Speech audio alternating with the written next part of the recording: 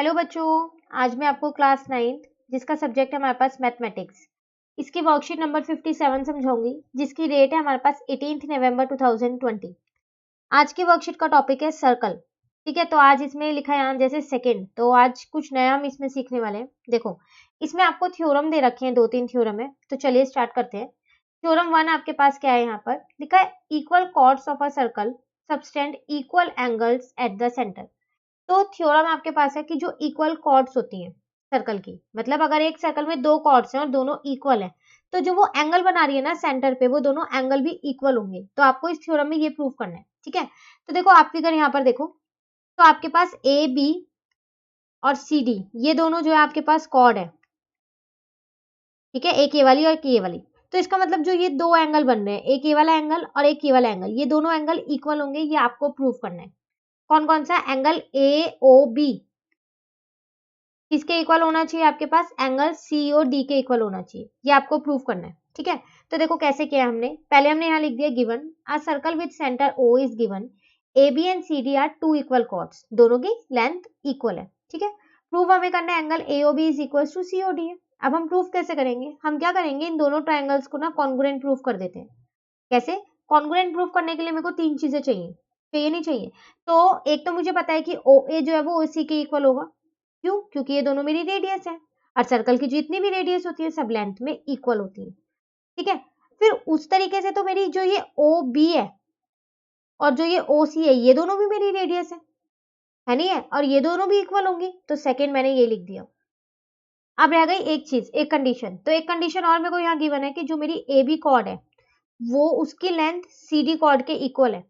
Given है ना, 2 equal chords given है, तो थर्ड कंडीशन मैंने वो लिख दी। तो इसका मतलब ये वाले दोनों ट्राइंगल्स जो है वो मेरे कॉन्ग्रुएंट प्रूव हो गए साइड साइड साइड से। जब ये दोनों ट्राइंगल कॉन्ग्रुएंट है, तो इसके जो ये दोनों एंगल है, एक ये वाला एंगल जो मैं शेड कर रहा हूँ आप फिगर में देखो, और एक ये वाला एंगल, ये दोनों एंगल भी इक्वल होंगे, किससे, सीपीसीटी से, corresponding part of congruent triangle. ठीक है, तो आपको यही प्रूव करना था। तो इसका मतलब आप जब भी आपके पास कोई इस थ्योरम का क्वेश्चन है कि आपके पास 2 कॉर्ड है इक्वल है जिसकी लेंथ, तो वो जो एंगल बना रही होंगी सेंटर पे वो भी इक्वल होंगे। और आपको पता है इसका जो कन्वर्स है उल्टा, वो भी ट्रू होता है। मतलब अगर आपको ये दे रखा है कि सेंटर पे जो 2 एंगल बन रहे हैं कॉर्ड से वो इक्वल है, angle A O B equal है एंगल सी ओ डी के, अब की बार आपको ये गिवन है, तो इसका मतलब जो आपकी ए बी है ना वो किसके इक्वल होगी, सी डी के इक्वल होगी। तो इसका उल्टा भी ट्रू होता है। तो वही चीज यहाँ लिखी है, if the angle subtended by the chord of a circle at the centre are equal then the chords are equal, तो उसकी कॉर्ड्स भी इक्वल होगी। ठीक है, तो अगर कॉर्ड्स इक्वल है तो एंगल इक्वल करने, और अगर एंगल इक्वल दे रखे तो कॉर्ड्स इक्वल करनी होगी। ठीक है ना, चलिए सेकेंड थ्योरम देखते हैं हम। सेकेंड थ्योरम है हमारे पास यहाँ पर, the perpendicular from the centre of the circle to the chord bisect the circle. कह रहा है जो परपेंडिकुलर है, सेंटर से हमने एक परपेंडिकुलर डाला है इस कॉर्ड के ऊपर, तो कॉर्ड है मेरे पास यहाँ पर ए बी, ये मेरी कॉर्ड है, इसमें मैंने एक परपेंडिकुलर डाला ओ एम। ठीक है, तो अब मुझे ये प्रूव करना है कि वो क्या करेगी, जो ये कॉर्ड है ए बी इसको बाइसेक्ट करके जाएगी। बाइसेक्ट मतलब ये 90 डिग्री का एंगल बनाएगी, वही तो बाइसेक्ट होता है, परपेंडिकुलर बाइसेक्टर वही होता है ना। चलिए, तो हम यहाँ पर लिखते हैं let A B be the chord of the circle with centre O. हमने क्या माना कि जो ये ए बी है ये मेरी कॉर्ड है, ठीक है, और ये मेरा सेंटर है ओ। ठीक है, अब इफ ओ एम ए ये वाला एंगल, ये जिसको मैं शेड कर दूं, ठीक है, equal to O M B ये वाला जो दूसरे वाली साइड था, अगर ये दोनों 90 डिग्री के हुए तो क्या हम ये कह सकते हैं कि ए एम जो है वो एम बी के बराबर होगा, होगा नहीं होगा, क्योंकि जब भी आप एक लाइन पे ऐसे परपेंडिकुलर डालते हो तो वो इसको इक्वल पार्ट्स में कट करता है। तो अगर ये लाइन मेरी ए बी है और यहाँ पर एम है तो इक्वल पार्ट्स में कट करेगा, मतलब A M is equal to M B हो जाएगा, है ना। परपेंडिकुलर बाइसेक्टर यही तो करता है, तो वही चीज आपके पास यहाँ पर लिखी हुई है। ठीक है, the converse of this theorem is also true. कह रहा है अगर आप इसका उल्टा देखो तो वो भी ट्रू है। कैसे, the line drawn through the centre of the circle to bisect the chord is perpendicular to the chord. कह रहा है अगर आपको ये दे रखा है कि अब की बार आपको ए एम दे रखा है एम बी के बराबर, ये गिवन है, तो इसका मतलब जो ये वाला एंगल है ना ये 90 डिग्री का होगा, और जो ये लाइन है ये क्या होगी, मेरी परपेंडिकुलर बाइसेक्टर होगी ए बी की। तो आप अगर आपको ये दे रखा है कि ए एम एम बी के इक्वल है तो आप परपेंडिकुलर बाइसेक्टर लिख सकते हो, और अगर आपको परपेंडिकुलर बाइसेक्टर दे रखा है तो आपको ये बताना है कि वो इक्वल पार्ट में कट कर रही है, बाइसेक्ट कर रही है, तो वो A M is equal to M B हो जाएगा। ठीक है, लास्ट थ्योरम है इस आज की वर्कशीट की, थ्योरम नंबर 3। कह रहा है every chord equal chords of a circle are equidistance from the centre. तो इक्वल कॉर्ड्स मतलब यहाँ पर आप फिगर देखो, आपको एक फिगर में यहाँ दो कॉर्ड्स दे रखे हैं, एक ए बी है एक सी डी है, ये इक्वल है, इनकी लेंथ इक्वल है। ठीक है, तो ये हमको दे रखा है in the given figure if A B is equal to C D.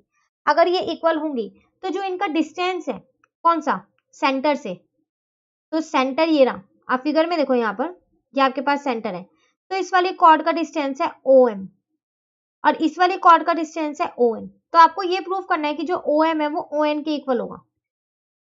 तो अगर आप एक सर्कल में दो कॉर्ड बना लो, ठीक है, कहीं पर भी आप बना सकते हो, ये दोनों कॉर्ड, एक कॉर्ड मैंने यहाँ बना दी, एक कॉर्ड यहाँ बना दी। अब आप सेंटर से जो इनका डिस्टेंस होगा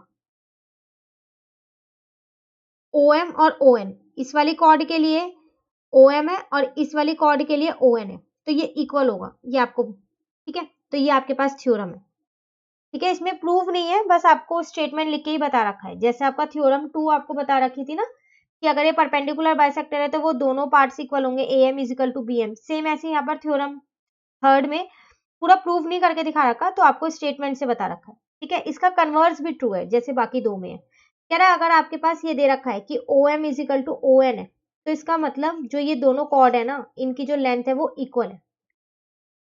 ठीक है, तो लिखा है यहाँ पर the converse of this theorem is also true, chord equidistance from the centre of the circle are equal in length.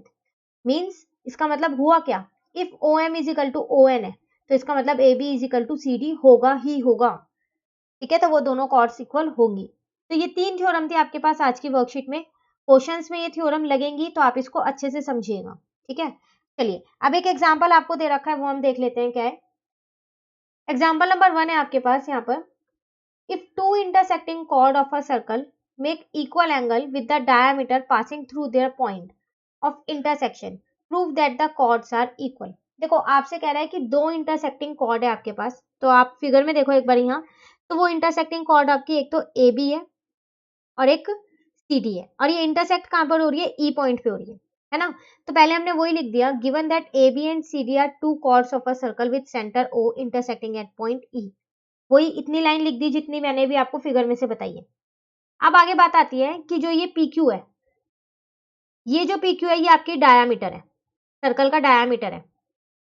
ठीक है, जो इस E पॉइंट से जा रहा है, इस तरीके से जा रहा है, आपको लिखा हुआ है कि making an equal angle with the diameter passing through their point of intersection. यही है ना इंटरसेक्शन वाला पॉइंट E, इससे एक डायामीटर बनाया आपने, ये रहा।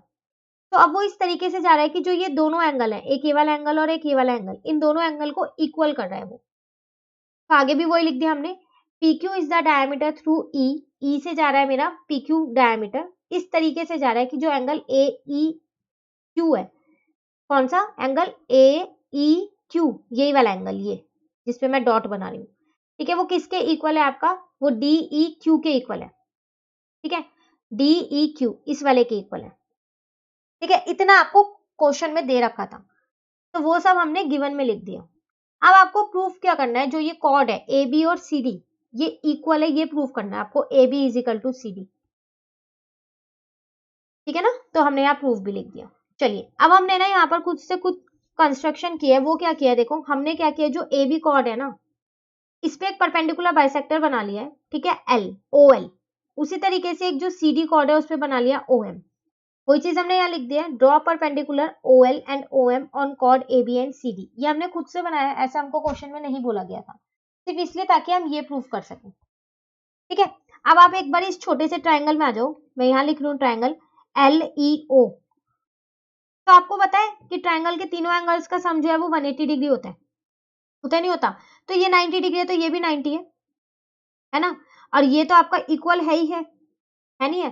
तो अगर मैं यहाँ से ये वाला एंगल लिख दूं एक बार, मैं कौन कौन से एंगल है मेरे पास यहाँ पर, तो यहाँ पर मेरे पास एक एंगल हो गया कि LEO प्लस LEO, ये वाला हो गया। ठीक है, उसके बाद मैंने यहाँ लिख दिया ELO और प्लस एंगल LOE। ये तीनों मिलके मेरे 180 डिग्री होंगे, जिसमें से मुझे एंगल एल पता है 90 डिग्री का है, LEO ये नहीं पता मुझे, ये मैंने ऐसे ही रहने दिया। और यहाँ पर मेरे को एंगल LOE भी नहीं पता, तो अब मैंने पता क्या किया, यहाँ से एंगल LOE निकाल लिया, तो वो आया मेरा 180 माइनस 90 माइनस एंगल कौन सा आएगा, LEO।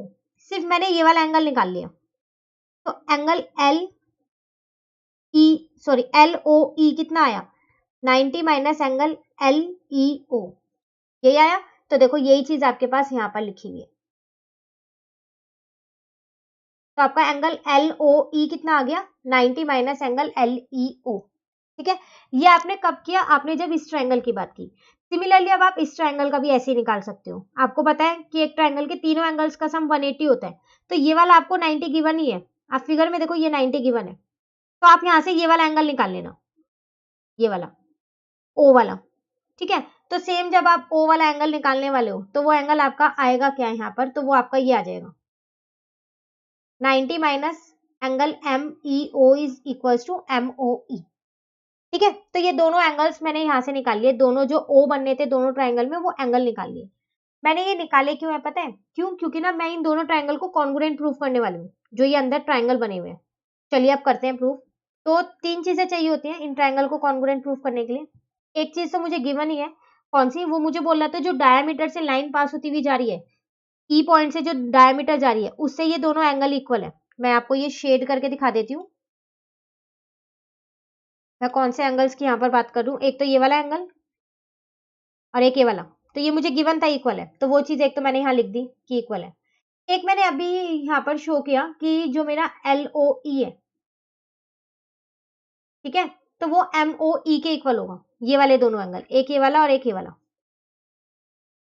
ठीक है ना, दोनों सेम ही है ये एंगल्स, क्यों, क्योंकि दोनों में था 90 माइनस LEO, तो क्या मैं इस LEO की जगह MEO लिख सकती हूँ, क्योंकि ये दोनों एंगल्स तो मेरे इक्वल है ना, जो ई पॉइंट से डायमीटर जा रही है वो उन्हें इक्वल पार्ट्स में बांट रही है ना, तो ये दोनों एंगल्स तो मेरे पास इक्वल थे, तो मैंने वही चीज यहाँ पर लिख दी है, तो इसका मतलब ये दोनों भी मेरे इक्वल हो गए। अब मेरे ये वाले दोनों एंगल्स भी इक्वल आ गए, एक ये वाला एंगल और एक ये वाला एंगल। ठीक है, एक चीज तो मेरे पास कॉमन ही है, OE और OE दोनों ट्रायंगल में, तो यहाँ से मैंने अपने दोनों ट्रायंगल्स को क्या किया, कॉन्ग्रुएंट प्रूफ कर दिया। अब जब ये दोनों ट्रायंगल्स मेरे कॉन्ग्रुएंट है, तो इसका मतलब OL जो है वो मेरी OM के इक्वल है, ये वाली। अब मैं इस फिगर में से इसको हटा देती हूँ ताकि आपको ये फिगर क्लियर दिख जाए। तो देखो, जब दो ट्रायंगल्स कॉन्ग्रुएंट हो गए, तो ये वाली साइड और ये वाली साइड CPCT से इक्वल हो गई नहीं हो गई।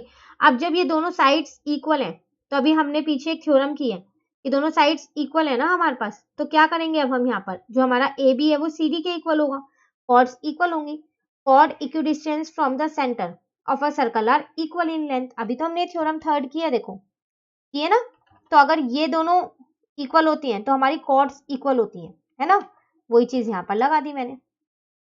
तो जब ये दोनों इक्वल है, तो ये दोनों कॉर्ड्स भी मेरी इक्वल होंगी। ठीक है, तो ये था आपके पास एग्जाम्पल नंबर 1, जिसमें आपकी थ्योरम थर्ड लगी है। ठीक है, अब आते हैं हम अपने क्वेश्चंस में जो हमें खुद से करने हैं। देखो क्वेश्चन नंबर 1 है आपके पास, if two equal chords of a circle intersect within the circle, prove that the segment of one chord are equal to the corresponding segment of the other chord. आपसे क्या कह रहा है यहाँ पर, आपसे ये कह रहा है कि अगर दो कॉर्ड है सर्कल की, वो इंटरसेक्ट कर रही है सर्कल के अंदर ही कहीं पर, ठीक है, तो आपको क्या प्रूव करना है, जो सेगमेंट है एक कॉर्ड का वो इक्वल होगा दूसरे सेगमेंट के, कॉर्ड के दूसरे सेगमेंट के। ठीक है, तो यहाँ करते हैं हम क्वेश्चन नंबर 1। फिगर आपको खुद बनानी है, जो ये वाली फिगर है ये क्वेश्चन नंबर 2 की है। ये सर्कल मैंने पहले से ही बना लिया है, आपको क्वेश्चन में गिवन नहीं है, आपको ये सॉल्यूशन में खुद बनाना है। क्वेश्चन नंबर 1 के लिए बनाया है ये सर्कल मैंने। ठीक है, अब चलो इस सर्कल में हम बनाते हैं, दो इक्वल कॉर्ड्स बनानी है। आप कैसे भी बना सकते हो दो कॉर्ड्स, तो मैं ऐसे बना लेती हूँ, एक कॉर्ड मैंने यहाँ पर बना लिया है, ठीक है,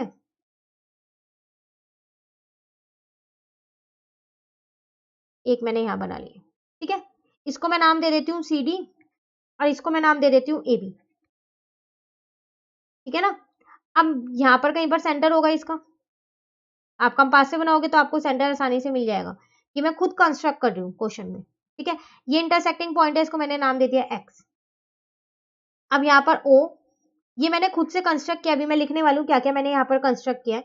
तो मैंने क्या किया, इन दोनों कॉर्ड पे ए बी और सी डी पे परपेंडिकुलर डाल दिया है, ओ एम और ओ एन, जैसे अभी हम पीछे क्वेश्चन करके आए हैं एग्जाम्पल वाला, वैसे ही सेम। ठीक है ना। चलिए अब पहले लिख लेते हैं क्या क्या हमको यहाँ पर गिवन है। तो गिवन है हमको यहाँ पर ए बी और सी डी, हमने लेट किया ना, ये खुद से नाम दिया इनको, let A B and C D be the two equal chords. ठीक है, इंटरसेक्टिंग, कहाँ इंटरसेक्ट कर रही है वो,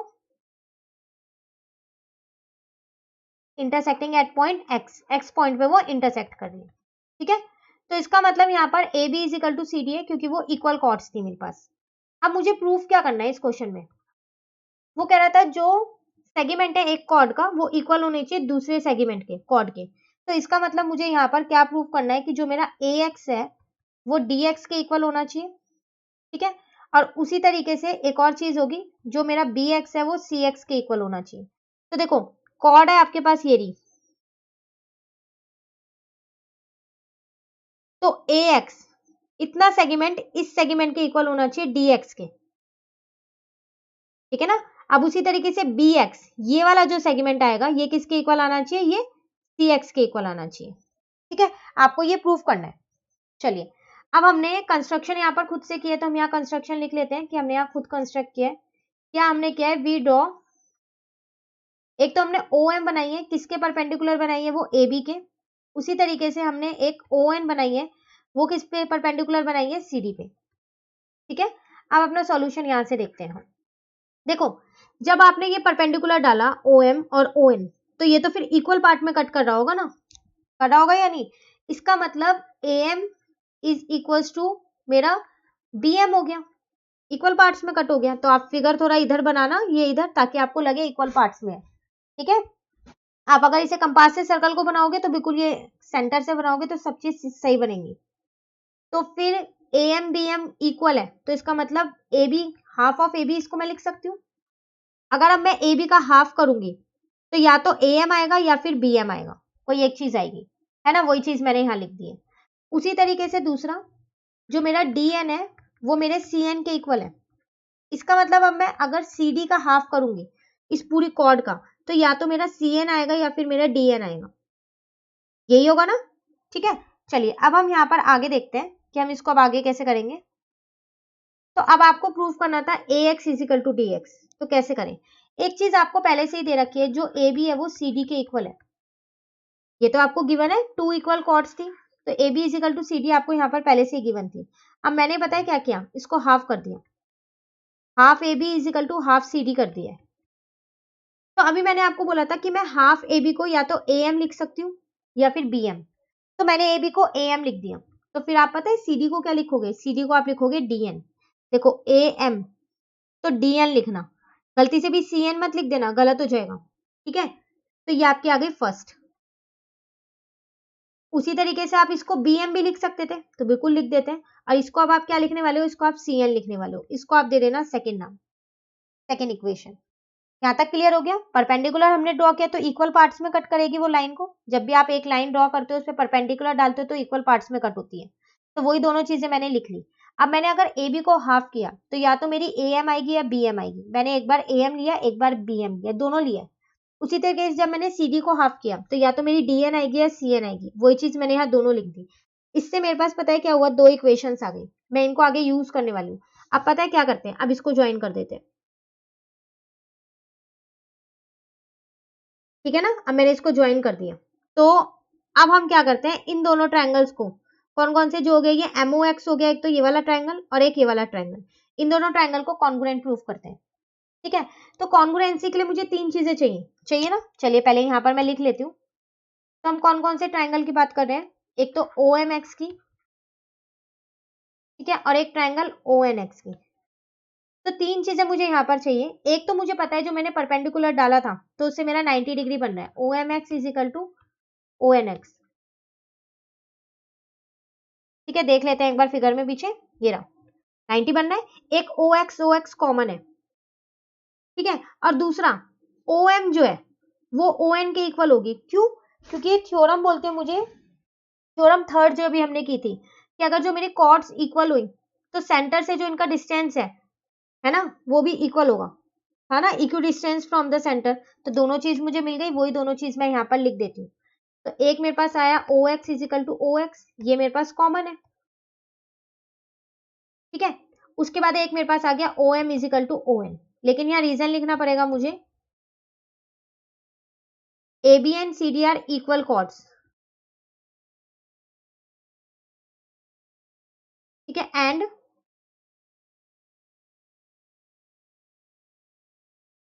equal chords are equidistance from the centre. ये थ्योरम की थी अभी हमने, तो वही थ्योरम मैंने यहाँ पर लिख दी है। तो आपको इसके लिए थ्योरम आनी बहुत जरूरी है, तभी आप ये क्वेश्चंस कर पाओगे, ठीक है। तो इसका मतलब मेरा ट्राइंगल ओ एम एक्स जो है वो कॉन्ग्रुएंट प्रूव हो गया ट्राइंगल ओ एन एक्स के। और किससे हुआ ये मेरा, यहाँ पर एक 90 डिग्री का एंगल बन रहा है, तो आर एच एस से ये मेरा इक्वल हो गया, ठीक है। अब जब ये दोनों ट्राइंगल्स कॉन्ग्रुएंट है तो क्या मैं M X is equal to N X लिख सकती हूँ? एक बार वापसी अपनी फिगर में देखते हैं। तो क्या हम ये लिख सकते हैं फिर M X is equal to N X, ठीक है। एम एक्स जो है वो एन एक्स के इक्वल होगा, क्योंकि दोनों ट्राइंगल्स मेरे पास कॉन्ग्रुएंट है। अब आप क्या करो, इसको ना थर्ड इक्वेशन ले लो। 3 इक्वेशंस बन गई अब आपके पास, तो आप पहले एक बार ऐड कर दो, एडिंग 1 एंड 3।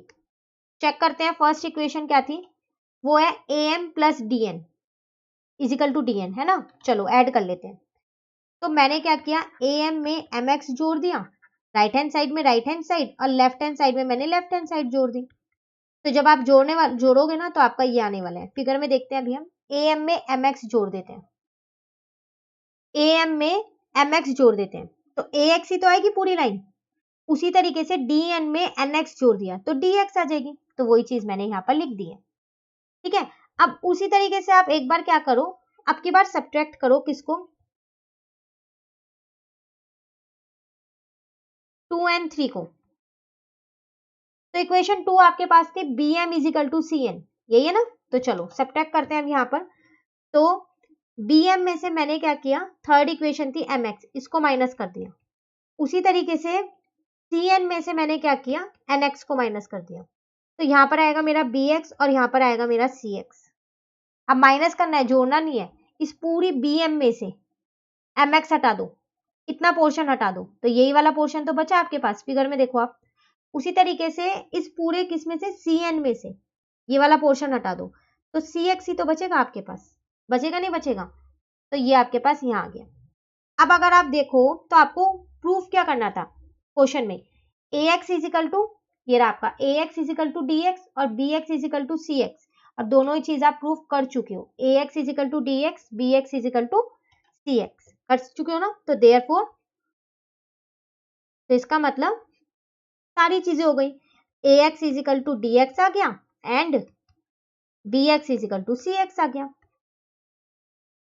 हैंस प्रूव्ड, ठीक है ना। तो ये था आपके पास क्वेश्चन नंबर 1, ठीक है। चलिए अब देखते हैं क्वेश्चन नंबर 2। तो ये फिगर आपकी क्वेश्चन नंबर 2 की थी, है ना। अब क्वेश्चन रीड करते हैं क्या है। कह रहा है, if a line intersect two concentric circle with the same centre with centre O at A B C and D, prove that A B is equal to C D. देखो आपसे यहाँ पर कह रहा है कि दो कॉन्सेंट्रिक सर्कल है, कॉन्सेंट्रिक सर्कल मतलब जिसके सेंटर सेम होते हैं, तो इस दोनों के सेंटर ओ है। कह रहा है एक लाइन है जो इन दोनों कॉन्सेंट्रिक सर्कल्स को इंटरसेक्ट करती हुई जा रही है, ठीक है ना। तो आपको दिख रहा है इसको बी और सी पे काट रही है और इसको ए और डी पे काट रही है। तो आपको प्रूफ क्या करना है, जो ये ए बी है इतना सा, ये सी डी के इक्वल है, ये आपको प्रूफ करना है, ठीक है। अब आप क्या करो, सबसे पहली बात ना इसमें कंस्ट्रक्शन कर लो। तो कंस्ट्रक्शन में मैंने यहाँ पर क्या किया, क्वेश्चन नंबर 2 है ये आपके पास। तो मैंने यहाँ ना एक परपेंडिकुलर ड्रॉ कर दिया है, जिसको मैंने नाम दे दिया ओ एम, ठीक है। तो मैंने लिख दिया यहाँ पर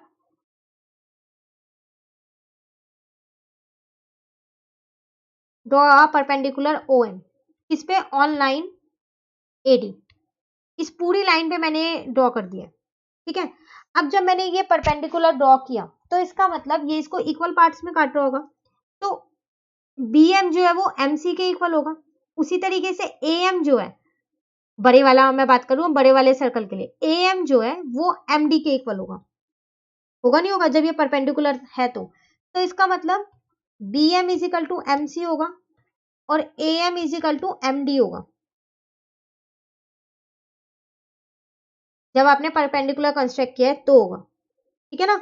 अब आप क्या करो, दोनों को सब्ट्रैक्ट कर दो। तो सब्ट्रैक्टिंग इक्वेशन 2 फ्रॉम 1, ठीक है। अब BM में से, अच्छा यहाँ 1 फ्रॉम 2 लिखना चाहिए, एक मिनट रुको मैं इसको चेंज कर देती हूँ।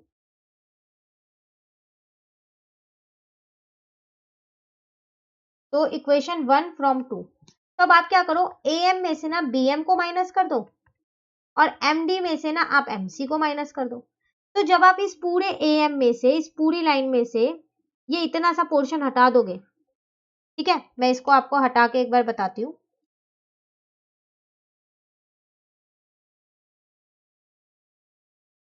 तो ये था ना आपके पास परपेंडिकुलर M। अब आप देखो इस पूरी लाइन में से अगर आप ये इतनी लाइन हटा दोगे तो AB तो बचेगा आपके पास, बचेगा नहीं बचेगा। उसी तरीके से आप जब इस पूरी लाइन में से इतना पोर्शन हटा दोगे तो CD बचेगा, और शायद आपको यही प्रूव करना था। तो हैंस प्रूफ, ये क्वेश्चन आपका प्रूव हो गया यहाँ पर, ठीक है ना। तो कंस्ट्रक्शन जो हमने की थी वो लिख दिया, आप यहाँ पर लिख भी सकते हो कि आपको प्रूफ क्या करना है। प्रूफ आपको AB is equal to CD करना है, अपने सॉल्यूशन में लिख सकते हो। उसके बाद कंस्ट्रक्शन लिखना है और यहाँ से आपका सॉल्यूशन है। तो ये आपका सॉल्यूशन यहाँ खत्म होता है। इसी के साथ हमारी वर्कशीट नंबर 57 कंप्लीट होती है। थ्योरम इंपॉर्टेंट है, उसे अच्छे से कर लीजिएगा। वर्कशीट नंबर 58 जो है वो हम अपनी नेक्स्ट वीडियो में करेंगे। तो अगर आपको ये वीडियो अच्छी लगी तो आप इसे लाइक जरूर कीजिएगा और मेरे चैनल को सब्सक्राइब कीजिएगा। Thank you.